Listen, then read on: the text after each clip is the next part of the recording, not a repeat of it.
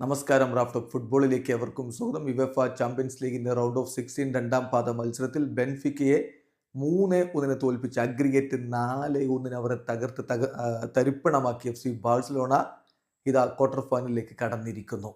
എന്തൊരു പ്രകടനമാണ് റാഫീഞ്ഞയും ലാമിൻ യമാലും ഒക്കെ നടത്തുന്നത്. ഇരട്ട ഗോളുകളാണ് റാഫീഞ്ഞയുടെ വകയെങ്കിൽ ഗോളും അസിസ്റ്റുമാണ് യമാലിൻ്റെ വക. യമാലിൻ്റെ ആ goal pure class, pure genius. പുറത്തു പോകുമെന്ന് തോന്നിയ ബോൾ എടുത്ത് വന്നുകൊണ്ട് ആ പാർശ്വഭാഗത്തിൽ നിന്ന് മുന്നോട്ട് കയറി തൊടുത്ത കിടിലനൊരു ഷോട്ട്.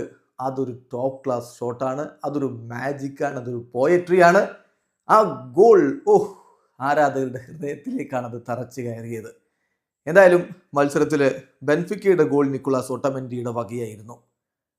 ബാഴ്സയുടെ മൈതാനത്ത് വെച്ച് നടന്ന മത്സരത്തിൽ അവരുടെ മുന്നേറ്റങ്ങൾ നയിച്ചുകൊണ്ട് റോബർട്ട് ലെവൻഡോസ്കിയും റാഫീഞ്ഞയും ഡാനി ഓൾമോയും ലാമിൻ യമാലും ഒക്കെ ഒരുമിച്ച് അണിനിരന്നപ്പോൾ മറുഭാഗത്ത് പാവലിഡിസിനെ മുന്നിൽ നിർത്തിക്കൊണ്ടാണ് ബെൻഫിക്ക അവരുടെ മുന്നേറ്റങ്ങൾ നയിച്ചത്. കളിയുടെ 11ാമത്തെ മിനിറ്റിൽ തന്നെ റാഫീഞ്ഞയുടെ ഗോൾ പിറക്കുന്നു. തുടർന്ന് തൊട്ടു പിന്നാലെ നിക്കോളാസ് ഒട്ടാമെൻഡിയിലൂടെ ബെൻഫിക്ക തിരിച്ചടിച്ചു. പക്ഷേ 27ാമത്തെ മിനിറ്റിലാണ് നമ്മൾ പറഞ്ഞ പ്യുവർ ജീനിയസ് ഗോൾ വർക്ക് ചെയ്യുന്നത്. അതിമനോഹരമായിട്ട് ലാമിൻ യമാൽ പന്ത് വലയിലേക്ക് എത്തിച്ചപ്പോൾ അവിടെ തിങ്ങി നിറഞ്ഞ കാണികളും ടിവിക്ക് മുന്നിലിരിക്കുന്ന ആരാധകരും ഒക്കെ ഞെട്ടിത്തരിച്ചു നിൽക്കുകയായിരുന്നു. യുവതാരത്തിൻ്റെ ഒരു class, he is a genius.